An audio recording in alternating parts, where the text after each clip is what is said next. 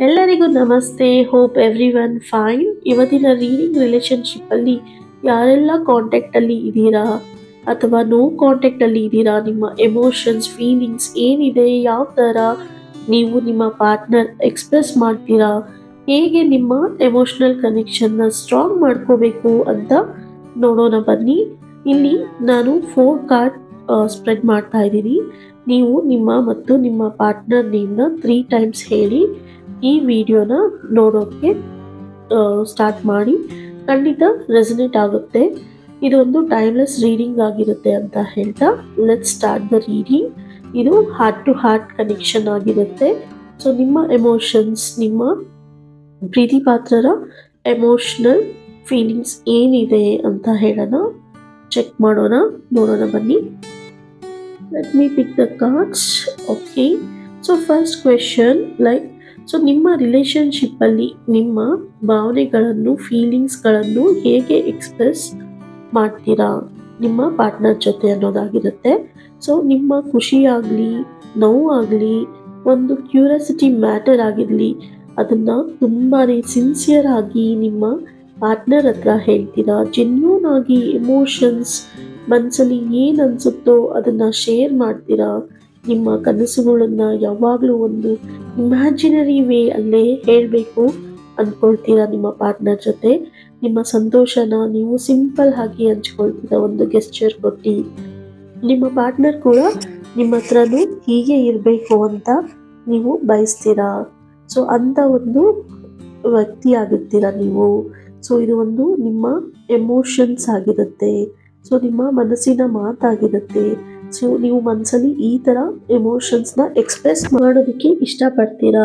So ಈಗ ನೋಡೋಣ ಬನ್ನಿ. ಸೊ ನಿಮ್ಮ ಪಾರ್ಟ್ನರ್ ಏನೆಲ್ಲ ಫೀಲ್ ಮಾಡ್ತಾರೆ, ಅವ್ರಿಗೂ ನಿಮ್ಮ ಥರನೇ ಎಮೋಷ್ನಲ್ ಎಕ್ಸ್ಪ್ರೆಸ್ ಮಾಡಬೇಕು ಅನಿಸುತ್ತಾ, ಇಲ್ಲಾಂದರೆ ಅವ್ರಿಗೆ ಯಾವ ಥರ ನೇಚರ್ ಇರುತ್ತೆ. ಸೊ ನಿಮ್ಮ ಥರನೇ ಕ್ಯೂರಿಯಾಸಿಟಿ ಆಗಲಿ, ಒಂದು ನೋವು ಆಗಲಿ, ಒಂದು ಯಾವುದೇ ಸಂತೋಷ ಆಗಲಿ, ನಿಮ್ಮ ಥರನೇ ಅವರು ಫಸ್ಟ್ ಹೇಳಬೇಕು ಅಂತ ಅನಿಸುತ್ತಾ, ಫಸ್ಟು ಎಕ್ಸ್ಪ್ರೆಸ್ ಮಾಡಬೇಕು ಅನಿಸುತ್ತಾ ಅಂತ ತಿಳ್ಕೊಳ್ಳೋಣ. ನೀವು ಒಂದು ಅದ್ಭುತ ವ್ಯಕ್ತಿನೇ ಆಗಿದ್ರಿ ಒಂದು ಎಮೋಷ್ನಲ್ ಫೀಲಿಂಗ್ಸಲ್ಲಿ. ಸೊ ನಿಮ್ಮ ಪಾರ್ಟ್ನರ್ ಕೂಡ ನಿಮ್ಮಾಗೆ ಯೋಚನೆ ಮಾಡ್ತಾರೆ. ತುಂಬಾ ಪೇಷನ್ಸಿಂದ ಯಾವುದೇ ವಿಚಾರ ಎಮೋಷ್ನಲಿ ಕನೆಕ್ಟ್ ಆಗ್ತಾರೆ. ಅವರ ಮಾತು ನಿಮಗೆ ಎಲ್ಲೂ ನೋವು ಆಗುತ್ತೋ ಅಂತ ಕೂಡ ಯೋಚನೆ ಮಾಡ್ತಾರೆ. ಹರ್ಟ್ ಆಗುತ್ತಾ, ಸೊ ನಾನು ಏನಾದರೂ ಹೇಳಿದ್ರೆ ಅವನು ಏನಾದರೂ ಯೋಚನೆ ಮಾಡ್ತಾರಾ, ಸೊ ನೆಗೆಟಿವ್ ಆಗಿ ತಗೊಳ್ತಾರ ಅಂತಲೂ ಯೋಚನೆ ಮಾಡ್ತಾರೆ. ಅವರು ಒಂದು ground to the earth nature ಆಗಿರುತ್ತೆ ನಿಮ್ಮ ಪಾರ್ಟ್ನರ್ದು. ಸೊ ನಿಮ್ಮ ಯಾವುದೇ ಮಾತು ಫೀಲಿಂಗ್ಸ್ನ ತುಂಬಾ ಅರ್ಥ ಮಾಡ್ಕೊಳ್ಳೋದಲ್ಲದೆ ರೆಸ್ಪೆಕ್ಟ್ ಕೂಡ ಕೊಡ್ತಾರೆ. ಸೊ ನಿಮ್ಮ ಪ್ರತಿಯೊಂದು ಮಾತಿಗೂ ರೆಸ್ಪೆಕ್ಟ್ ಇದೆ ಅವ್ರ ಹತ್ರ. ನಿಮ್ಮ ಎಮೋಷನ್ಸ್ಗೆ ಇಂಪಾರ್ಟೆನ್ಸ್ ಕೊಡ್ತಾರೆ. ತುಂಬಾ ಕೇರ್ ಮಾಡುವಂಥ ಕ್ಯಾರೆಕ್ಟರ್ ಅವ್ರದ್ದಾಗಿರುತ್ತೆ. ಒಂದು ಜೆಂಟಲ್ನೆಸ್, ಒಂದು genuine courage, care, love, support, happiness, peace ಬಗ್ಗೆ ನಿಮಗಿಂತ ಜಾಸ್ತಿ ನಿಮ್ಮನ್ನು ಪಾರ್ಟ್ನರ್ ಯೋಚನೆ ಮಾಡ್ತಾರೆ. ನಿಮ್ಮ ಶಾಂತಿಯಾಗಿ ನೀವಿರಬೇಕು, ನಿಮಗೆ ಪೀಸ್ಫುಲ್ನೆಸ್ಗೋಸ್ಕರ ಏನೆಲ್ಲ ಬೇಕು ಅದನ್ನೆಲ್ಲ ಅವರು ಯೋಚನೆ ಮಾಡುತ್ತಾ ಕ್ಯಾರೆಕ್ಟರ್ ಆಗಿರುತ್ತೆ ಅವ್ರದ್ದು. ಸೊ ಅವರು ಯಾವಾಗಲೂ ನೀವು ಸಂತೋಷವಾಗಿ ನಿಮ್ಮ ಜೊತೆ ಇರಬೇಕು ಅಂತ ಬಯಸ್ತಾರೆ. ನಿಮ್ಮನ್ನು ಬಿಟ್ಟು ಅವರಿಗೆ ಸಂತೋಷ ಅನ್ನೋದೇ ಇಲ್ಲ. ನಿಮ್ಮ ಜೊತೆ ಇದ್ದಾಗ ಅವರು ಎಷ್ಟು ಹ್ಯಾಪಿಯಾಗಿರ್ತಾರೆ, ಅಷ್ಟು ಹ್ಯಾಪಿನೆಸ್ ಬೇರೆಯವರಿಂದ ಅವ್ರಿಗೆ ಸಿಗೋದಿಲ್ಲ. ನಿಮ್ಮ ಇಬ್ಬರ ನಡುವೆ ಒಂದು ಎಮೋಷ್ನಲ್ ಕನೆಕ್ಷನ್ ತುಂಬಾ ಸ್ಟ್ರಾಂಗ್ ಆಗಿದೆ. ಅದು ಅರ್ಥ ಮಾಡ್ಕೊಳ್ಳೋದಾಗಿರ್ಬೋದು, ಒಬ್ಬರನ್ನ ಒಬ್ಬರು ಹೀಲ್ ಮಾಡೋಂಥ ಆಗಿರ್ಬೋದು. ಸೊ ಇಲ್ಲ, ನಿಮ್ಮ ಇಬ್ಬರ ಗ್ರೋತ್ ಬಗ್ಗೆ ಕಾಳಜಿ ಕೂಡ ಇದೆ. ನೀವಿಬ್ಬರು ಕೆಲವು ವಿಷಯದಲ್ಲಿ ತುಂಬಾ ಸ್ಟ್ರಾಂಗ್ ಆಗಿ ಇದ್ದೀರಾ. ಯಾವುದು ಅಂದರೆ ಒಂದು ಸೆಲ್ಫ್ ರಿಫ್ಲೆಕ್ಷನ್ ಗ್ರೋತ್ ಅಂತ ಹೇಳ್ಬೋದು.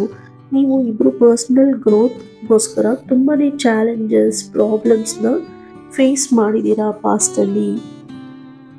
ನಿಮ್ಮ ಪಾಸ್ಟ್ ಆ್ಯಕ್ಷನ್ಸ್, ಎಮೋಷನ್ಸ್ ಇಂದ ಲೆಸನ್ಸ್ ಕೂಡ ಕಲ್ತಿದ್ದೀರಾ.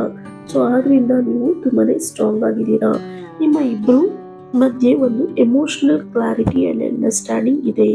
ನಿಮ್ಮ ಇಬ್ಬರ ಪ್ರೀತಿ ಒಂದು ಟರ್ನಿಂಗ್ ಪಾಯಿಂಟ್ ತಗೊಳ್ತಾ ಇದೆ. ಇಬ್ಬರು ಡೀಪ್ ಸೆನ್ಸ್ನ ಹೊಂದಿದ್ದೀರಾ. ನಿಮ್ಮ ಎಮೋಷನಲ್ ಕನೆಕ್ಷನ್ನ ಮಿಸ್ಅಂಡರ್ಸ್ಟ್ಯಾಂಡಿಂಗ್ ಆಗಿರ್ಬೋದು ಅಥವಾ ಡಿಸ್ಟೆನ್ಸಿಂದ ಆಚೆಗೂ ಒಂದು ಸ್ಟ್ರಾಂಗ್ ಕನೆಕ್ಷನ್ ಇದೆ. ನೀವು ಮಾತಾಡ್ತಾನೆ ಇರ್ಬೋದು, ಮಾತಾಡ್ದೇ ಇಲ್ಲದೆ ಇರ್ಬೋದು. ಆಗಿದ್ರೂ ಕೂಡ ನಿಮ್ಮಲ್ಲಿ ಮಿಸ್ಅಂಡರ್ಸ್ಟ್ಯಾಂಡಿಂಗ್ ಬರೋದಿಲ್ಲ. ನಿಮ್ಮಿಬ್ಬರಲ್ಲಿ ಆನೆಸ್ಟಿ ಮತ್ತು ಟ್ರಾನ್ಸ್ಪರೆನ್ಸಿ ಓಪನ್ ಆಗಿ ಡಿಸ್ಕಸ್ ಮಾಡೋದು, ನಿಮ್ಮ ಗೋಲ್ಸ್, ಟ್ರಸ್ಟ್, ಬೌಂಡ್ರೀಸ್ನ ಇಂದ ನೀವು ತುಂಬಾನೇ ಮೆಚೂರ್ ಆಗಿ ಡಿಸಿಷನ್ ತಗೊಳ್ತೀರಾ. ಇಬ್ರು ಮಧ್ಯದಲ್ಲಿ ಯಾವುದೇ ಥರ ಜಗಳ ಬರಲಿ, ಈಗೋ ಬಂದರು, ಲೆಟ್ ಗೋ ಮಾಡಿ, ಫರ್ಗ್ಯೂ ಮಾಡಿ, ಸೊ ಒಂದು ಒಳ್ಳೆ ಭಾವನೆಗಳನ್ನ ಬೆಳೆಸ್ಕೊಳ್ತೀರಾ. ಸೊ ನಿಮ್ಮಿಬ್ರ ಮಧ್ಯೆ ಒಂದು ಗುಡ್ ಎಮೋಷನಲ್ ಅಂಡರ್ಸ್ಟ್ಯಾಂಡಿಂಗ್ ಇದೆ ಅಂದರೆ, ಸೊ ನಿಮ್ಮಿಬ್ರ ಮಧ್ಯದಲ್ಲಿ ಒಂದು ಫರ್ಗಿವ್ನೆಸ್ ನೇಚರ್ ಇದೆ. ಸೊ ಒಬ್ರನ್ನೊಬ್ರು ತುಂಬ ಚೆನ್ನಾಗಿ ಅರ್ಥ ಮಾಡ್ಕೊಂಡಿದ್ದೀರಾ. ಸೊ ನಾನು ಸ್ಟಾರ್ಟಿಂಗ್ ಹೇಳ್ದಂಗೆ ಇಬ್ಬರು ಎಮೋಷ್ನಲಿ ನೀವು ತುಂಬಾ ನೊಂದಿದ್ದೀರಾ ಪಾಸ್ಟಲ್ಲಿ. ಸೊ ಅದರಿಂದ ಒಂದು ಒಳ್ಳೆ ಎಮೋಷ್ನಲ್ ಕನೆಕ್ಷನ್ನೇ ನಿಮಗಿದೆ. ಸೊ ನಿಮ್ಮಿಬ್ಬರ ಮಧ್ಯೆ ನಿಮಗೆ ಯಾವುದೇ ಥರ ವಿಷಯ ಟ್ರಿಗರ್ ಆದರೆ, ಸೊ ಆ ಟ್ರಿಗರ್ ಏನಾದರೂ ಆದರೆ, ನಿಮಗೆ ಯಾವುದಾದ್ರೂ ಒಂದು ಯೋಚನೆ ಬಂದರೆ, ಇಲ್ಲ ಥರ್ಡ್ ಪಾರ್ಟಿಯಿಂದ ಏನಾದರೂ ಒಂದು ವಿಷಯ ಬಂದರೆ, ಒಂದು ಪ್ರಾಬ್ಲಮ್ ಕ್ರಿಯೇಟ್ ಆದರೆ, ಸರಿ ಇಲ್ಲ ಅನಿಸಿದ್ರೆ ಕೂತು ಮಾತಾಡಿ ಕ್ಲಾರಿಟಿ ತಗೊಳ್ತೀರಾ. ಆದ್ದರಿಂದ ನಿಮ್ಮ ಟುಗೆದರ್ನೆಸ್, ಮ್ಯೂಚುವಲ್ ಅಂಡರ್ಸ್ಟ್ಯಾಂಡಿಂಗ್ ಜಾಸ್ತಿ ಆಗ್ತಾ ಇದೆ. ಸೊ ನಿಮ್ಮ ರಿಲೇಷನ್ಶಿಪ್ಪಲ್ಲಿ ಒಂದು ಒಳ್ಳೆ ಫೌಂಡೇಶನ್ ಅಂದರೆ ಅದು ನಿಮ್ಮ ಇಬ್ಬರು ಕೇರಿಂಗ್ ನೇಚರ್ ಆಗಿರುತ್ತೆ. ಸೊ ಇಬ್ಬರು ಒಬ್ರಿಗೊಬ್ರು ಆಶ್ರಯ ಆಗಿದ್ದೀರಾ. ಸೊ ನಿಮ್ಮ ಪ್ರೀತಿನ ನೋಡಿ ಎಷ್ಟೊಂದು ಜನಕ್ಕೆ ತುಂಬಾ ಜೆಲಸ್ ಫೀಲ್ ಕೂಡ ಆಗಿದೆ. ಸೊ ನೋಡಪ್ಪ, ಇವ್ರಿಗೆ ಎಷ್ಟೇ ತೊಂದರೆ ಕೊಟ್ಟರು ಇವರು ಜೊತೆಲೇ ಇರಬೇಕು ಅನ್ನಿಸ್ತಾರೆ, ಜೊತೆಲೇ ಇರಬೇಕು ಅಂತ ಭಾವಿಸ್ತಾ ಇದ್ದಾರೆ ಅಂತ. ಅದು ನಿಮ್ಮ ಫ್ಯಾಮಿಲಿ ಆಗಿರ್ಬೋದು, ಹೊರಗಡೆ ಜನ ಆಗಿರ್ಬೋದು. ಸೊ ನಿಮ್ಮ ಪ್ರೀತಿಯನ್ನು ಕಂಡು ತುಂಬಾ ಅಸೂಯೆ ಪಡ್ತಾರೆ, ತುಂಬಾ ಜೆಲಸ್ ಫೀಲ್ ಆಗ್ತಾರೆ. ಎಷ್ಟೇ ಜೆಲಸ್ ಫೀಲ್ ಆದರೂ ಕೂಡ, ಅವರು ಎಷ್ಟೇ ನಿಮಗೆ ಕಣ್ಣು ದೃಷ್ಟಿ ಹಾಕಿದ್ರೂ ಕೂಡ ನಿಮ್ಮ ಪ್ರೀತಿಯಲ್ಲಿ ನೀವು ಒಂದು ಚಾಲೆಂಜಿಂಗ್ ಆಗಿ ತಗೊಂಡು ನೀವು ಜೊತೆಲೇ ಇರಬೇಕು, ನಾವು ಜೊತೆಲಿ ಏನಾದರೂ ಸಾಧಿಸ್ಬೇಕು ಅನ್ನೋ ನಿಮಗೆ ತುಂಬಾ ಶಕ್ತಿ ಇದೆ ಆ ಥರ. ಸೊ ನಿಮ್ಮ ಯೋಚನೆಗಳು ಅಷ್ಟೇ, ಬರೀ ನೀವು ಲವ್ ಮಾಡ್ಕೊಂಡು ಒಂದು ಲೈಫ್ನ ಲೀಡ್ ಮಾಡೋದಾಗಿರಲ್ಲ.